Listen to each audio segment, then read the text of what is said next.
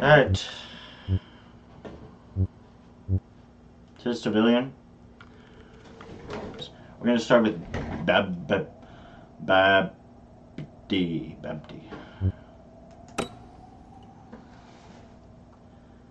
Press tabs in games. I guess we just explore this joint. Got this dude. Hello. Maybe we see each other again. Bye. Oh. Okay. What is that?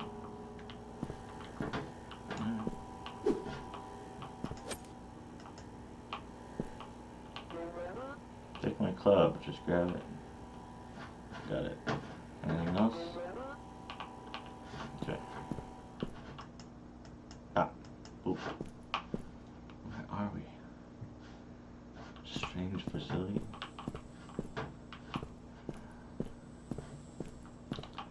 What do we got here? Hi. We will get out of the babidi. I have train tickets. Oh, you do?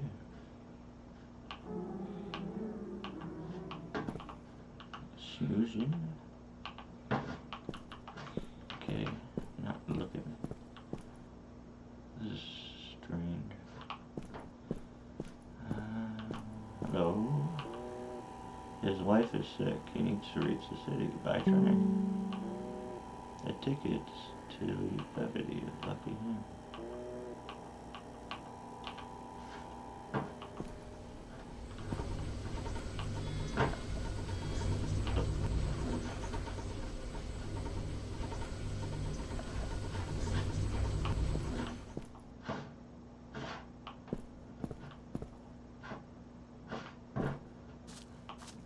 Oh, look at playground.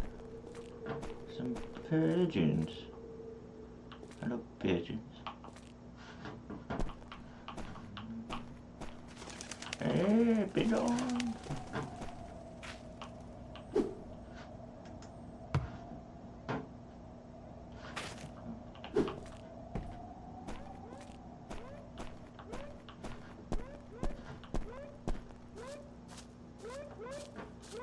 Hello, doggo.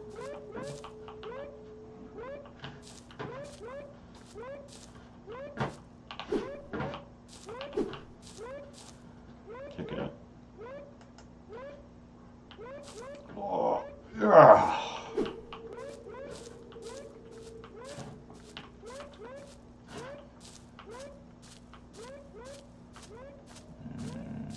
This is large.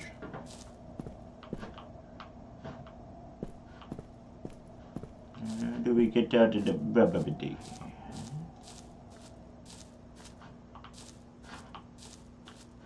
Someone over here? Okay. Alright. Hello! Saving.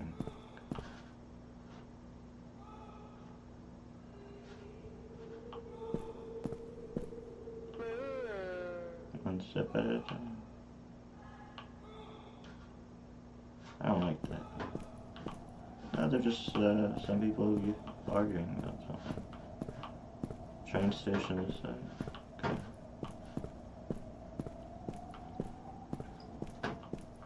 What's this?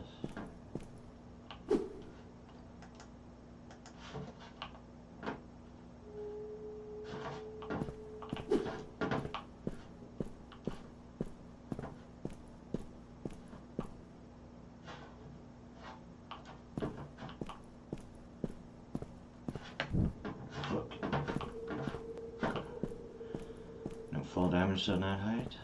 Got it. Okay. Alright, let's not go down the fucking sewer thing. Hello? Oh, what find a tire.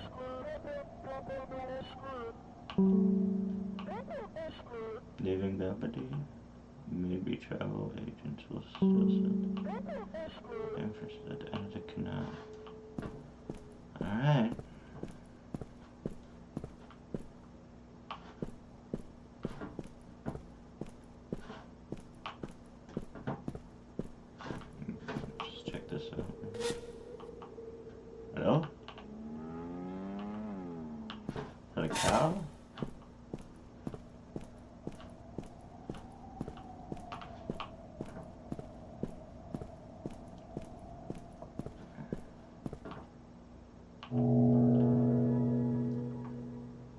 secret object. What? Cigarettes?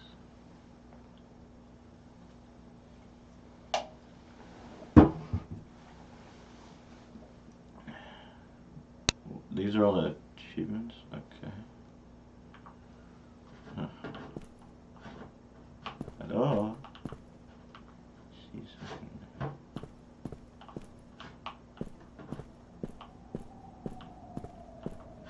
Station number.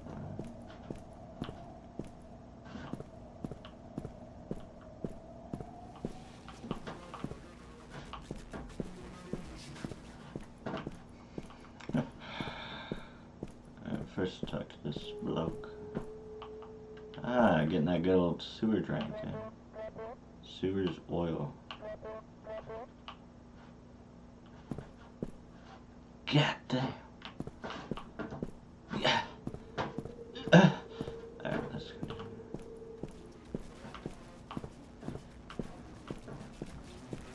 Oh shit, party time. Sewer party. Yeah.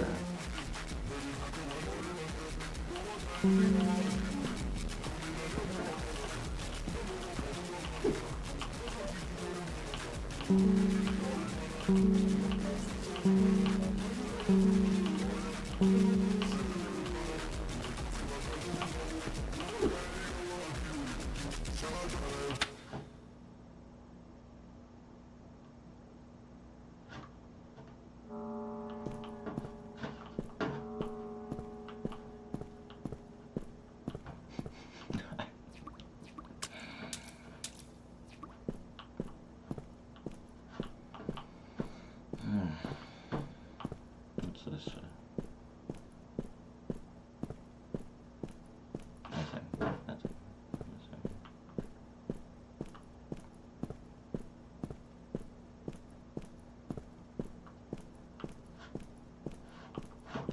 Protect key. Scotch. Destoril.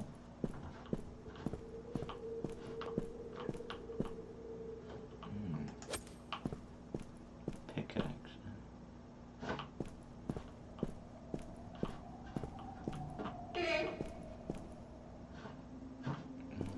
Fuck.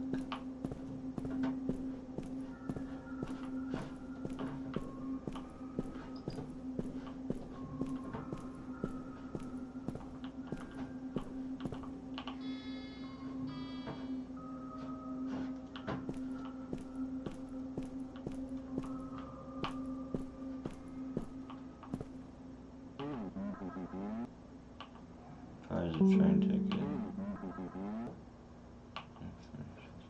Yeah, it keeps another whatever the hell that is. Just a bad.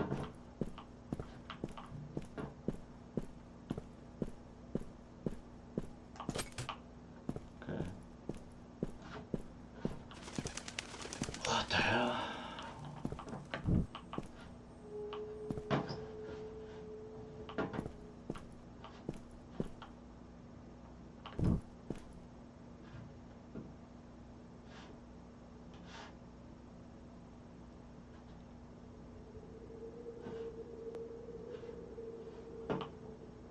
What if I...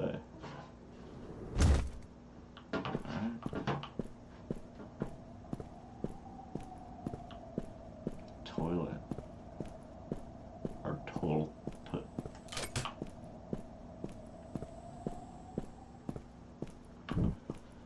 Another bat. I don't even know why I had the bat.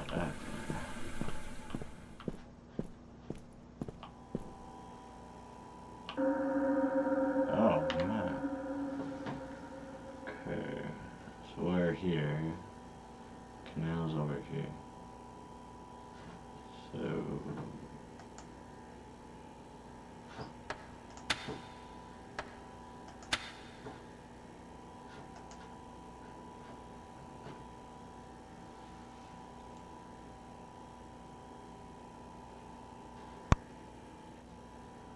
where?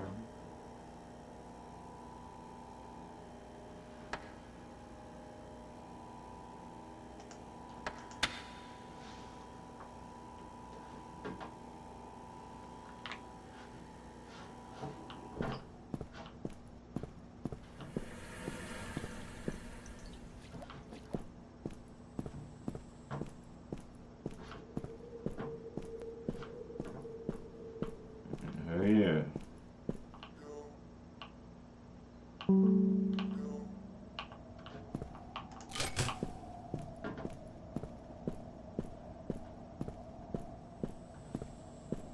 This is the station, and we have no ticket.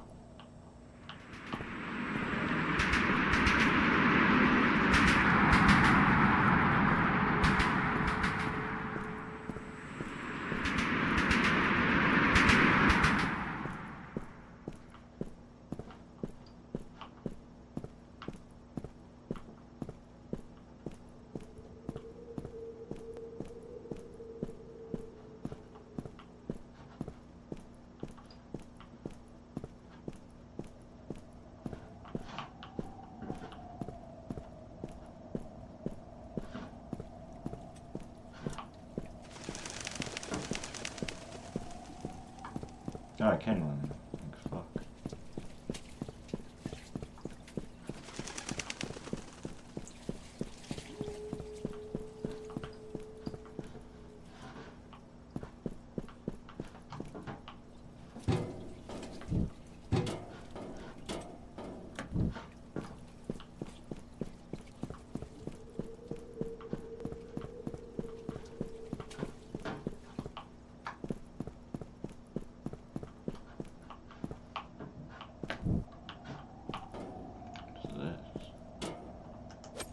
Oh, no. Oh, fuck.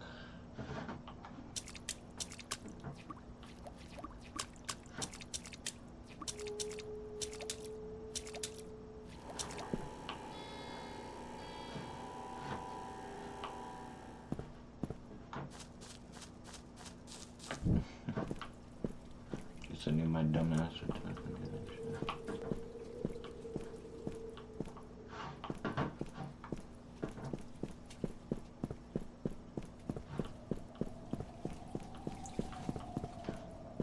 Where do I go? It said end of the canal. To open it?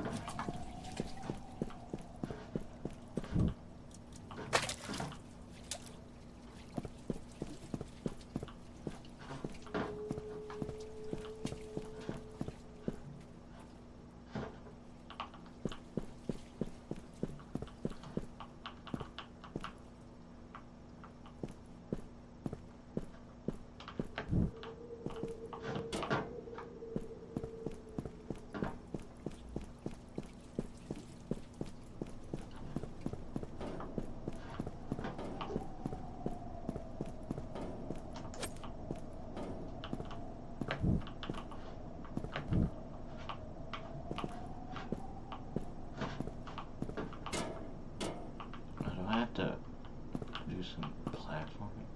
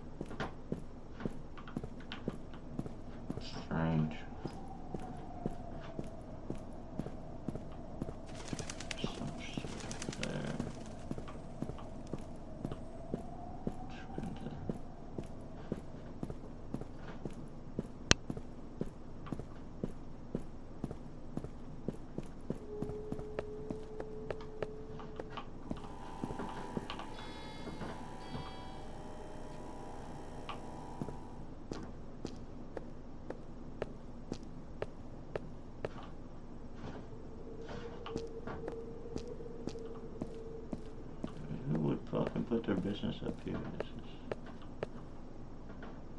Oh, sick, bro. Fucking sick. What's up? No more. Fuck you then. I'm taking the fucking bike and I'm driving off this bitch. How about that? I don't need your train ticket, bitch! I don't need it! I don't need the train ticket! Yeah! Drive up this wall. I'm gonna get out this bitch!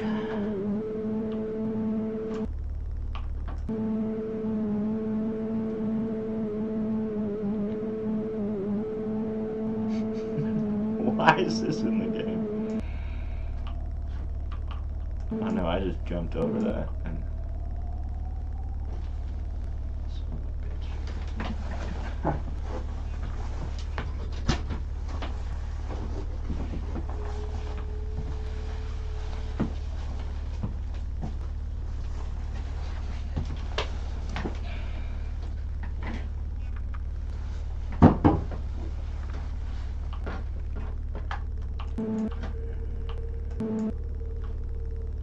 But I was supposed to do that, and I'm over here. Fuck. Well, what do I do with the bike? I mean, fuck, I'm just gonna see what's going on up here, I guess.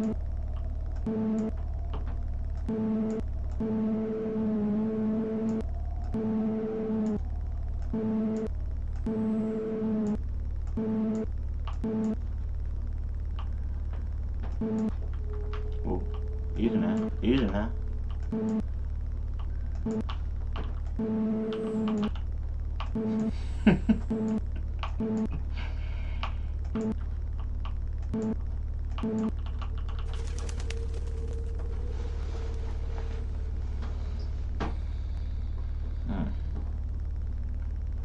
I'm just gonna go back over here then.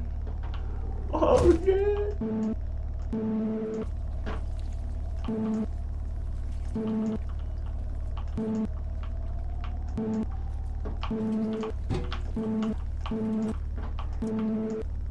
Skills, I know.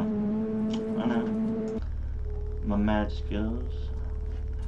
I gotta get back up there.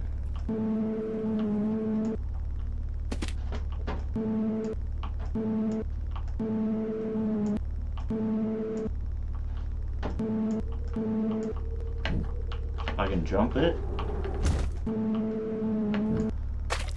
And can I take it up the elevator?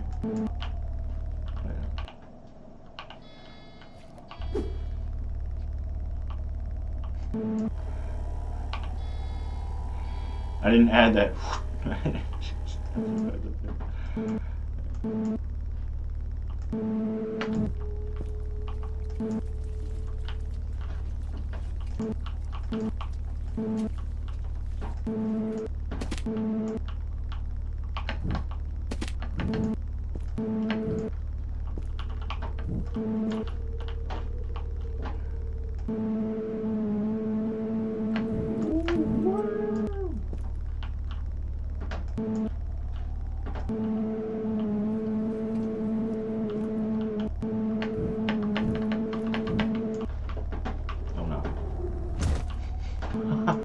Yeah.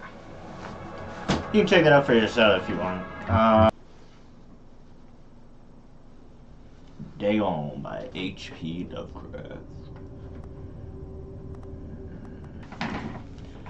Dagon is a faithful interactive adaptation of HP Lovecraft's work, focused on story and atmosphere.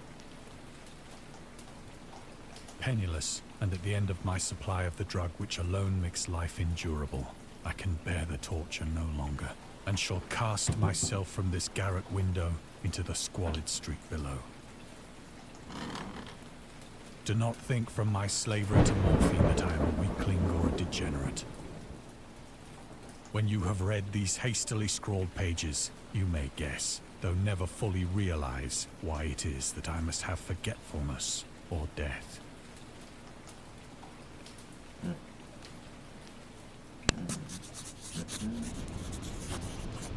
was in one of the most open and least frequented parts of the broad Pacific that the packet of which I was supercargo fell a victim to the German sea raider.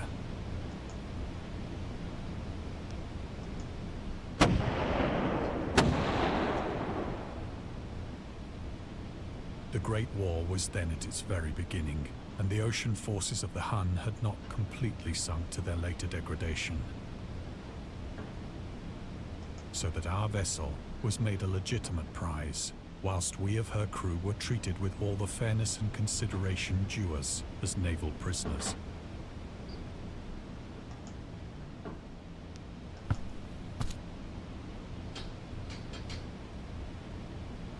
So liberal, indeed, was the discipline of our captors, that 5 days after we were taken, I managed to escape alone in a small boat with water and provisions for a good length of time.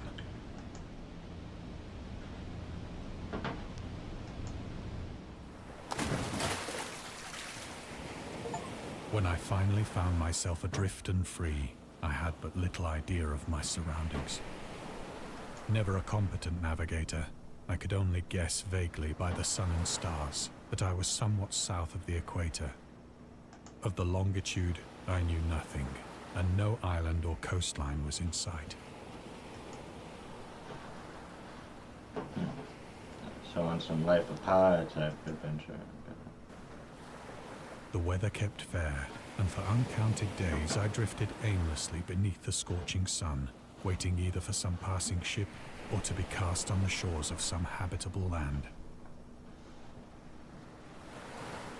If you have or haven't watched Life of Pi, I highly recommend rewatching it. Great movie. Always gets me emotional. It's super visually, aesthetically pleasing as well. I know, I'm clicking. But neither ship nor land appeared, and I began to despair in my solitude upon the heaving vastness of unbroken blue. The change happened whilst I slept. Its details I shall never know, for my slumber, though troubled and dream-infested, was continuous.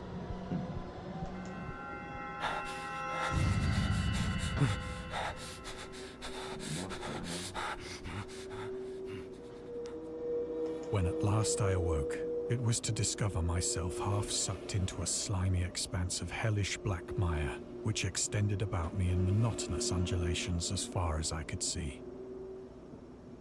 Did you drink this salt water? Now you're tripping. And in which my boat lay grounded some distance away.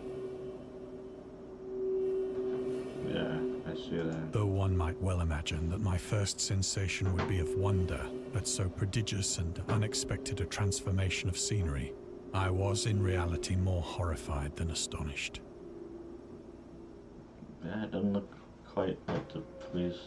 For there was in the air and in the rotting soil a sinister quality which chilled me to the very core. The region was putrid with the carcasses of decaying fish and of other, less describable things which I saw protruding from the nasty mud of the unending plain.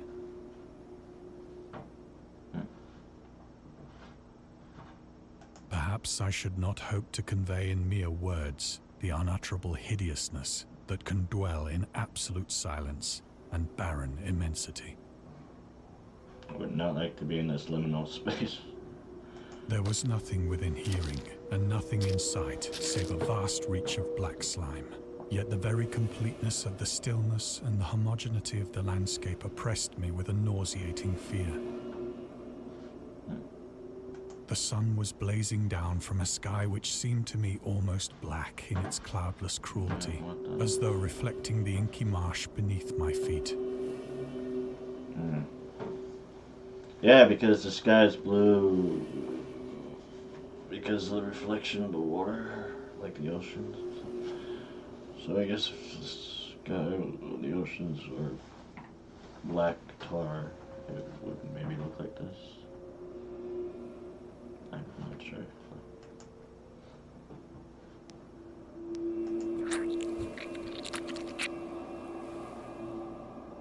As I crawled into the stranded boat, I realized that only one theory could explain my position. Yeah, you're tripping on a fucking something. What is that? Through some unprecedented volcanic upheaval, a portion of the ocean floor must have been thrown to the surface, exposing regions for which innumerable millions of years had lain hidden under unfathomable watery depths. Okay. So great was the extent of the new land which had risen beneath me that I could not detect the faintest noise of the surging ocean, straining my ears as I might. Nor were there any seafowl to prey upon the dead things.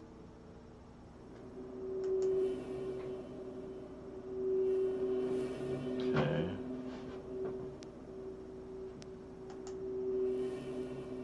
For several hours I sat thinking or brooding in the boat, Well, now which lay upon it's its blue. side and afforded a slight shade as the sun moved across the heavens. As the day progressed, the ground lost some of its stickiness and seemed likely to dry sufficiently for traveling purposes in a short time.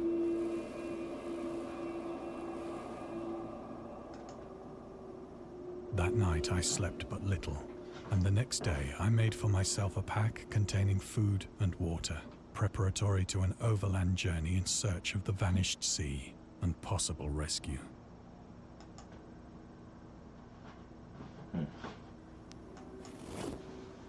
On the third morning, I found the soil dry enough to walk upon with ease. What? Really? Okay. The odor of the fish was maddening, but I was too much concerned with graver things to mind so slight an evil, and set out boldly for an unknown goal. Very unknown. Off we go.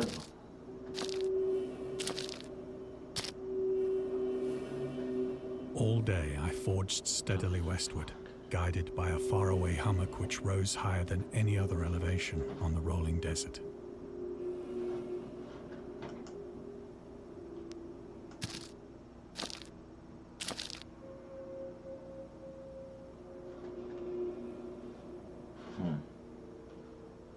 Oh, blue wave.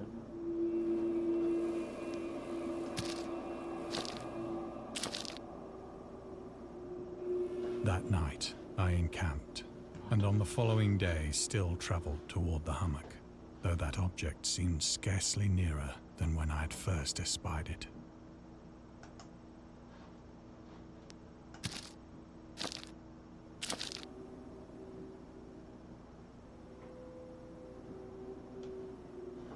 By the fourth evening, I attained the base of the mound, which turned out to be much higher than it had appeared from a distance. An intervening valley setting it out in sharper relief from the general surface. Too weary to ascend, I slept in the shadow of the hill. I know not why my dreams were so wild that night, but ere the waning and fantastically gibbous moon had risen far above the eastern plain, I was awake in a cold perspiration, determined to sleep no more. Such visions as I had experienced were too much for me to endure again, and in the glow of the moon I saw how unwise I had been to travel by day. Without the glare of the parching sun, my journey would have cost me less energy. Indeed, I now felt quite able to perform the ascent which had deterred me at sunset. Picking up my pack, I started for the crest of the eminence.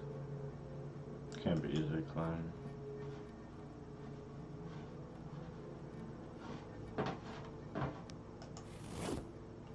I have said that the unbroken monotony of the rolling plain was a source of vague horror to me. But I think my horror was greater when I gained the summit of the mound and looked down the other side into an immeasurable pit or canyon, whose black recesses the moon had not yet soared high enough to illumine. I felt myself on the edge of the world, peering over the rim into a fathomless chaos of eternal night. Through my terror ran curious reminiscences of Paradise Lost, and of Satan's hideous climb through the unfashioned realms of darkness. As the moon climbed higher in the sky, I began to see that the slopes of the valley were not quite so perpendicular as I had imagined. Ledges and outcroppings of rock afforded fairly easy footholds for a descent, whilst after a drop of only a few hundred feet, the declivity became very gradual.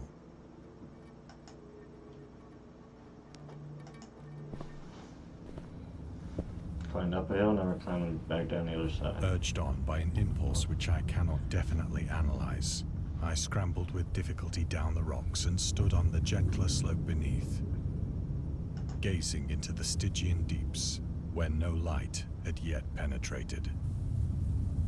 All at once, my attention was captured by a vast and singular object on the opposite slope, which rose steeply about 100 yards ahead of me. An object that gleamed whitely in the newly bestowed rays of the ascending moon.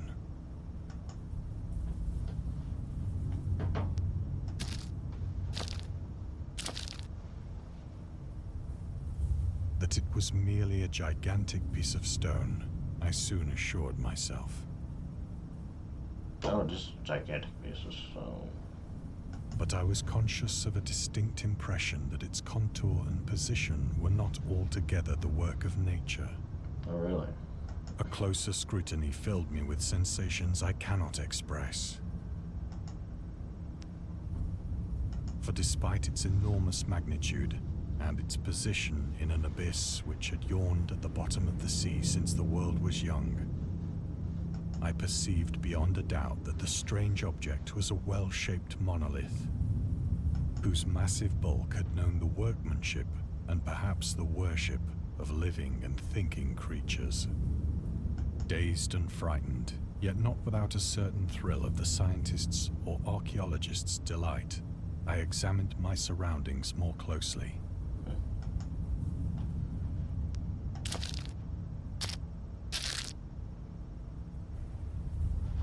The moon, now near the zenith, shone weirdly and vividly above the towering steeps that hemmed in the chasm,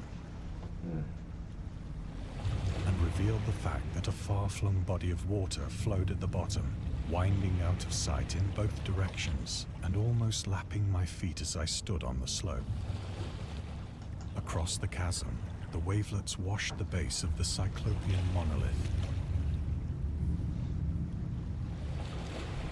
on whose surface I could now trace both inscriptions and crude sculptures.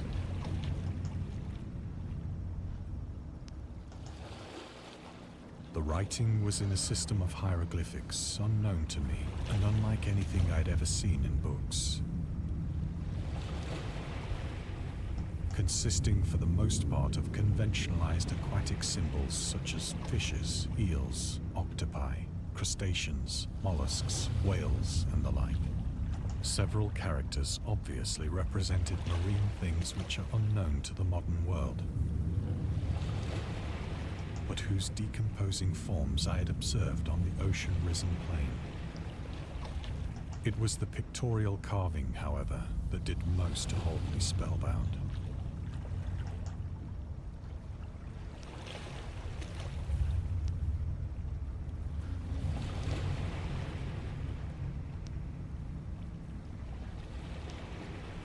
Plainly visible across the intervening water, on account of their enormous size, were an array of bas-reliefs whose subjects would have excited the envy of a Doré. I think that these things were supposed to depict men, I don't know what that at looks least like. a certain sort of men, though the creatures were shown disporting like fishes in the waters of some marine grotto, or paying homage at some monolithic shrine which appeared to be under the waves as well.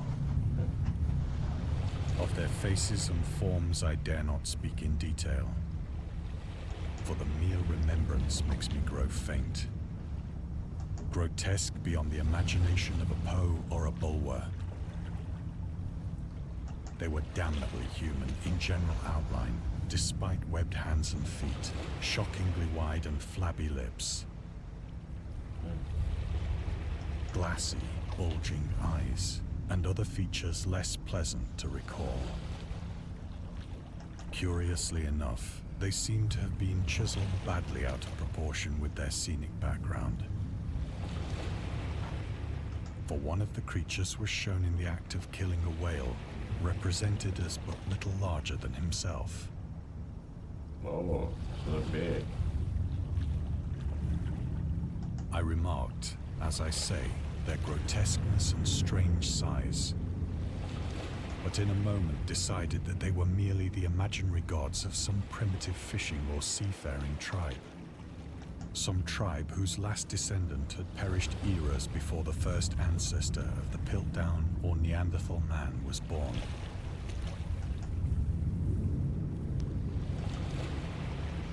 Awestruck at this unexpected glimpse into a past beyond the conception of the most daring anthropologist, I stood musing whilst the moon cast queer reflections on the silent channel before me. Then, suddenly, I saw it. What? Oh. With only a slight churning to mark its rise to the surface, the thing slid into view above the dark waters. Polyphemus-like and loathsome, it darted like a stupendous monster of nightmares to the monolith, about which it flung its gigantic scaly arms, the while it bowed its hideous head and gave vent to certain measured sounds.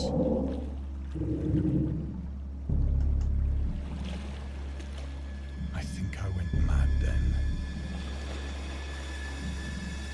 Of my frantic ascent of the sloping cliff and of my delirious journey back to the stranded boat, I remember little.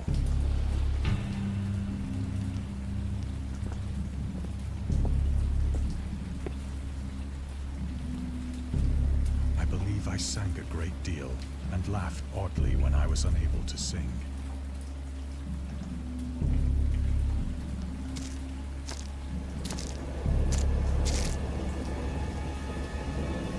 I have indistinct recollections of a great storm sometime after I reached the boat. At any rate, I know that I heard pearls of thunder and other tones which nature utters only in her wildest moods.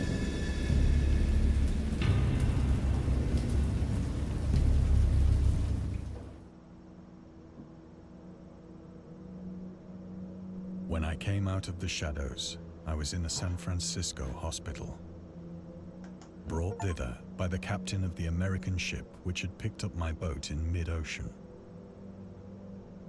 In my delirium, I had said much, but found that my words had been given scant attention. Of any land upheaval in the Pacific, my rescuers knew nothing. Nor did I deem it necessary to insist upon a thing which I knew they could not believe.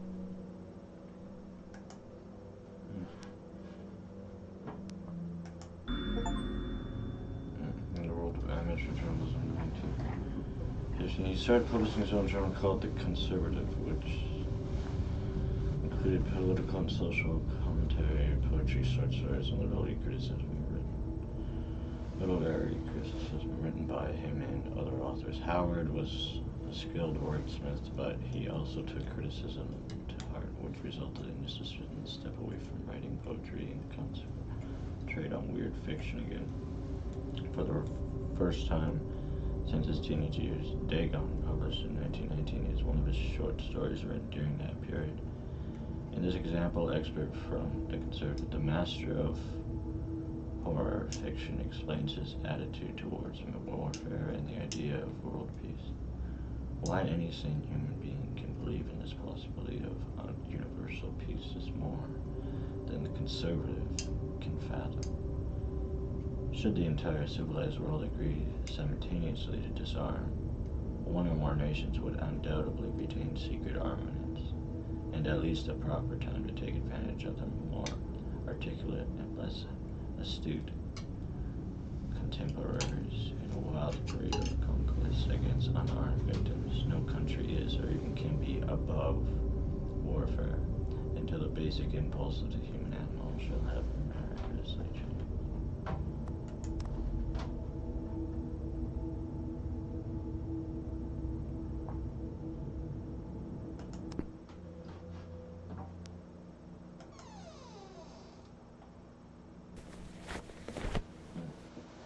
Once I sought out a celebrated ethnologist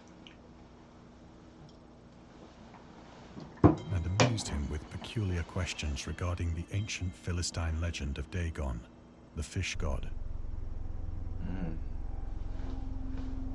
Unsettling. Dagon.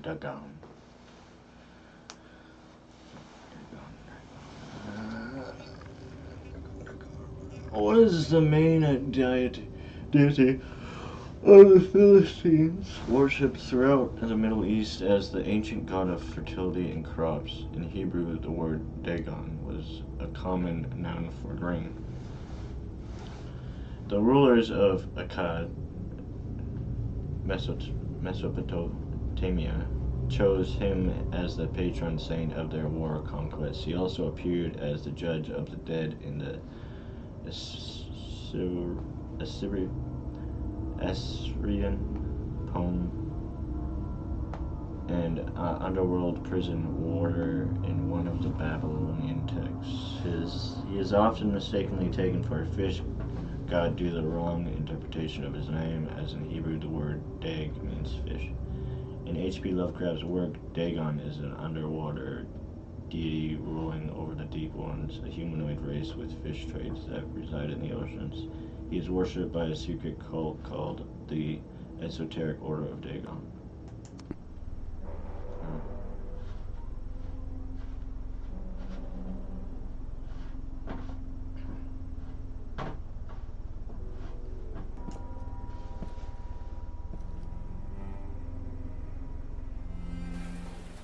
It is at night, especially when the moon is gibbous and waning, that I see the thing.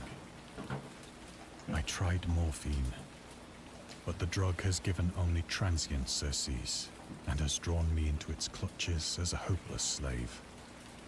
So now I am to end it all, having written a full account for the information or the contemptuous amusement of my fellow men. Oh shit.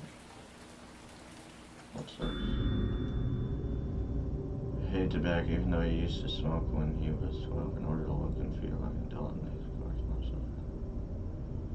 He also has a very strong opinion on the I've never tasted it.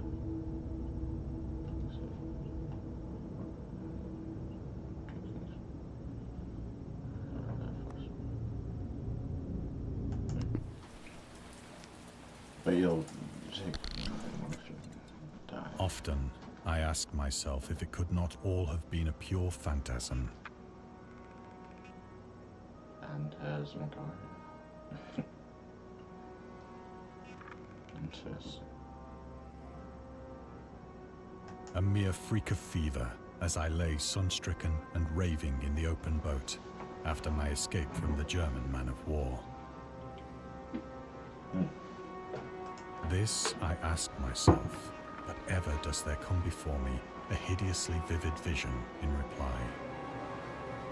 I cannot think of the deep sea without shuddering at the nameless things that may at this very moment be crawling and floundering on its slimy bed, worshipping their ancient stone idols and carving their own detestable likenesses on submarine obelisks of water-soaked granite. I dream of a day when they may rise above the billows to drag down into their reeking talons the remnants of puny, war-exhausted mankind. Of a day when the land shall sink and the dark ocean shall ascend amidst universal pandemonium. Oh.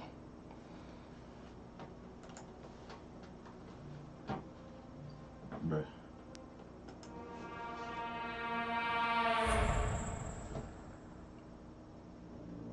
The end is near.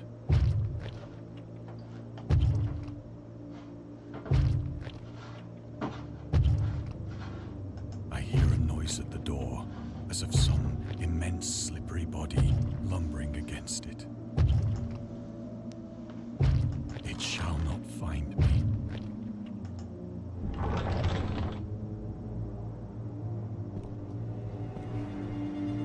God, that hand!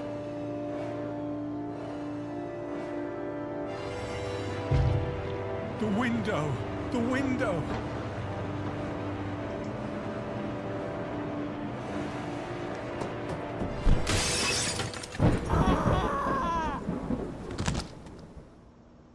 Tripping off the morphine, then I jumped out the fucking window. It's been Navillion. I hope you enjoyed. Those were two unsettling, very unsettling horror games. I hope you enjoyed. Leave a like, subscribe. Peace for now.